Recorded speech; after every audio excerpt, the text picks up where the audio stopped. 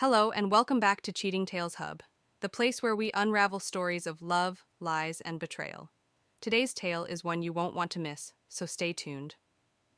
Ryan Ellis was 122 pages into his latest Bradthor thriller when he heard the familiar hum of his wife's car pulling into the garage. He glanced at his smartwatch. It was 8:23 p.m. He sighed deeply, setting the book down on the coffee table. This was the fourth time that week Camille had come home late from work. Up until 3 months ago, Camille had rarely been late during their 8 years of marriage. At 36, Ryan prided himself on being observant, a skill honed during his years as an IT specialist in Denver. He wasn't one to jump to conclusions, but he had noticed subtle changes in Camille's behavior. At first, he dismissed them. Everyone gets busy, right? But then came the evening when she returned home with smudged lipstick, a rarity for Camille, who was a perfectionist about her appearance. On another occasion, as she leaned in to kiss him, Ryan caught a faint whiff of cologne, not hers and definitely not his. That night, as they lay in bed, Ryan pulled Camille close, burying his nose in her hair under the guise of spooning. The scent confirmed his suspicions. It wasn't her usual floral perfume but something distinctly masculine. Ryan didn't know much about fragrances, but this one was as unfamiliar as it was unsettling. When Camille walked into the living room that night, Ryan still felt the same pang of awe he always did. At 34, Camille was radiant, her wavy auburn hair cascading down her back. She was just as stunning as the day they'd met in college. Yet tonight, that beauty felt like a cruel reminder of how out of reach she was starting to seem. "Hey, babe," Camille greeted, her voice light as she leaned down to give him a peck on the lips. Before he could respond, she added, "I'm going to change. Be down in a minute." She disappeared upstairs, leaving behind the now familiar scent of that same cologne. Ryan sat frozen for a moment, the pages of his book forgotten. He knew he couldn't ignore the growing rift between them any longer. Whatever was happening had to be confronted, soon. Upstairs, Camille changed into her favorite loungewear, her thoughts swirling. She loved Ryan, of that, she was sure. But there was no denying the magnetic pull she felt toward Nathan Voss, the tall, charming, and confident vice president at her company. Nathan had been transferred from the Chicago office 6 months ago, and from the moment they'd met, Camille had found herself captivated by his easy charisma. At first, it had been harmless, a shared laugh in the break room, a lingering glance during meetings. But Nathan had a way of making her feel noticed in a way Ryan hadn't in years. She hated admitting that to herself, but it was the truth. Over the past few weeks, their relationship had crossed into dangerous territory, private lunches, after-work drinks, and late-night texts that felt more intimate than they should. Downstairs, Ryan replayed their recent interactions in his mind. The once effortless conversations had grown strained. Camille often seemed distracted, her eyes flicking to her phone more often than not. And then there was the silence about Nathan. Early on, Camille had mentioned him frequently, brilliant, the new VP with great ideas. But now, nothing. The abrupt change was deafening. During dinner a few nights ago, Ryan decided to test the waters. "That new guy at your office, Nathan, right? He's still around?" Camille looked up, startled. Yeah, "Why? You used to talk about him a lot." "Now it's like he disappeared," Ryan said, his tone carefully casual. Camille's cheeks flushed as she fumbled for an answer. "He works in a different department now. We don't really interact much." Ryan nodded slowly, filing away the lie for later. He knew better than to push her in the moment. The truth, however, was becoming increasingly clear. 2 weeks later, after yet another late night at the office, Camille approached Ryan as he sat on the couch, his book open but unread. She hesitated in the doorway, wringing her hands before speaking. "Ryan, can we talk?" He looked up, his brow furrowed. "Sure. What's on your mind?" Camille stepped closer, her voice trembling. I need a hall pass this weekend." Ryan blinked, unsure if he'd heard her correctly. "A hall pass," he repeated, his tone slow and deliberate. "I need time with Nathan," Camille said quickly, her words tumbling out in a rush. Just one weekend. I need to figure out. I don't know, something. I love you, Ryan, I do, but I need to sort out my feelings. Ryan felt like the ground had shifted beneath him. His hands clenched into fists as he struggled to control his emotions. You need to figure out your feelings, he said, his voice low, and you think spending a weekend with him is the way to do that? I'm being honest with you, Camille pleaded. I'm not hiding anything. I need this. Please, Ryan. You love me enough to let me figure this out, don't you? Ryan stood slowly, towering over her. Camille, if you walk out that door, you're making your choice. And so am I. Ryan, no. He interrupted, his voice steely. Do what you feel you have to do, but understand this, there are consequences. And once you make your decision, there's no coming back. Camille left the house on Friday evening, her heart pounding as she drove to the boutique hotel where Nathan was waiting. She tried to shake the guilt gnawing at her but convinced herself it was necessary to clear her mind. The thrill of stepping into the unknown made her hands tremble as she parked and walked inside. Nathan greeted her in the lobby, his confident smile easing her nerves. You look amazing, he said, his eyes lingering on her fitted emerald green dress. Thanks, Camille replied, her voice softer than she intended. She couldn't help but notice the butterflies in her stomach as he took her hand and led her to the elevator. Their weekend began with dinner at an upscale Italian restaurant downtown. They shared a bottle of wine, exchanging stories and laughs like an infatuated couple on their first date. Camille felt a thrill at being the center of Nathan's attention, though the nagging guilt remained buried just beneath the surface. She was too caught up in the moment to address it. Back at the hotel, Nathan kissed her deeply as soon as the door closed behind them. For months, she had wondered what it would feel like, and now she knew. His lips were warm, his hands sure and confident. Yet, as the night progressed, Camille found herself distracted. She had built Nathan up in her mind as an unattainable dream, but the reality didn't quite match. His touch was skillful but lacked the tenderness she hadn't realized she craved. By the time she drifted off to sleep beside him, a sense of unease had settled in. Ryan spent the weekend alone at home.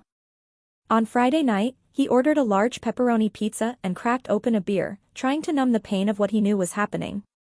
As he ate, his mind replayed every moment of his relationship with Camille, the highs and lows, the promises made, and the vows she was now breaking. After finishing the pizza, Ryan went upstairs. He grabbed several large trash bags from the closet and began methodically packing Camille's belongings. Her clothes were thrown in without care, but her jewelry and keepsakes were placed neatly in a box. By the time he was done, the bags and boxes were stacked near the front door. The master bedroom felt empty, but Ryan was resolute. This wasn't a decision made in anger, it was made in self-preservation. The next day, he spent hours walking through the Denver Botanic Gardens, letting the crisp autumn air clear his mind. He stopped at a bench overlooking the water features and watched as families strolled by, children laughing and chasing fallen leaves. He thought of the life he and Camille had once envisioned, buying a house, starting a family, growing old together. That dream was gone now, shattered by her choice. On Saturday night, Camille lay in the hotel bed beside Nathan, wide awake. He was asleep, his arm draped lazily over her waist. She stared at the ceiling, her thoughts racing. The excitement she'd anticipated wasn't there. Instead, she felt hollow. Nathan was attractive, charming, and attentive, but she couldn't shake the feeling that something vital was missing. Her mind wandered to Ryan. She thought of his quiet strength, the way he always supported her dreams, and how he never hesitated to put her happiness above his own. A pang of regret struck her chest as she realized the enormity of what she had risked for a fleeting thrill. The next morning, Nathan kissed her Goodbye. as they parted ways in the hotel parking lot. Let's do this again sometime, he said with a wink. Camille forced a smile but didn't respond. As she drove home, the weight of her actions pressed down on her. She rehearsed what she would say to Ryan, convinced she could make him understand. He loved her. He always had. Surely, he would forgive her, wouldn't he? When Camille walked into the house, she was met with silence. Ryan was sitting in the living room, his attention on the TV, though it was clear he wasn't watching. A stack of bags and boxes sat near the front door, and Camille's stomach dropped. "What's all this?" she asked, her voice shaky. "Making it easier for you to leave," Ryan said flatly, not bothering to look at her. "Ryan, please." "It was one weekend," Camille pleaded, stepping closer. "I was honest with you. I told you what I was doing. You told me you were going to betray me," Ryan shot back, finally turning to face her. "You think that makes it better? You think being upfront about it means it wasn't cheating?" "It wasn't like that," Camille said, tears streaming down her face. "I needed to figure out how I felt. And now you know," Ryan said coldly. "I hope it was worth it." "Don't do this," Camille begged. "We've been through so much together. You can't throw it all away over one mistake." Ryan stood, his eyes locked on hers. "You threw it away, Camille, the moment you chose him. You ended us." "I'm not throwing anything away. I'm walking away from someone who doesn't respect me or our marriage." Camille sank onto the couch, sobbing, as Ryan turned and walked upstairs. She realized too late that she hadn't just risked their marriage, she had destroyed it. The next morning, Camille woke up in the guest room, her eyes puffy and her head pounding. The bags by the front door were still there, a stark reminder of how much her life had unraveled in just one weekend. She made coffee in silence, her mind racing for ways to salvage her marriage. Ryan hadn't come downstairs yet, but she knew he was awake. She could hear the faint sound of the shower running upstairs. At work, things weren't much better. Word of her weekend with Nathan had spread like wildfire. It started as whispers in the break room but quickly escalated into open stares and barely concealed smirks. Camille's closest friend at the office, Sarah Monroe, approached her during lunch. "Camille, you know I care about you," Sarah began hesitantly, sitting down across from her. "But you need to know, people are talking." Camille's stomach dropped. "Talking about what?" Sarah gave her a pointed look. "Nathan's been bragging about you, about the weekend. It's not good." Camille felt the blood drain from her face. "What exactly is he saying?" "Enough to make it the office's favorite gossip," Sarah said softly. "Look, you're my friend, but you need to get ahead of this. It's not just affecting you, it's affecting everyone who works with you." Camille nodded, numb, barely able to process the words. Nathan had promised discretion. She had thought he was different, but now it was clear that she was just another conquest to him, a trophy to brag about. Meanwhile, Ryan spent his days taking quiet, deliberate steps to disentangle his life from Camille's. He opened a new bank account and began transferring his paychecks. He contacted a divorce attorney, setting up a consultation for the following week. Every action felt like a small step toward reclaiming his dignity. One evening, Camille tried to confront him again. "Ryan, please," she begged, standing in the doorway of the living room as he watched a basketball game. "I know I hurt you, but I'm sorry. I love you. Can't we try counseling?" Ryan didn't look away from the screen. "Counseling won't fix this, Camille." "How can you be so cold?" she asked, her voice cracking. "We've been together for 8 years. Doesn't that mean anything to you?" Ryan finally turned to face her. "It did, Camille.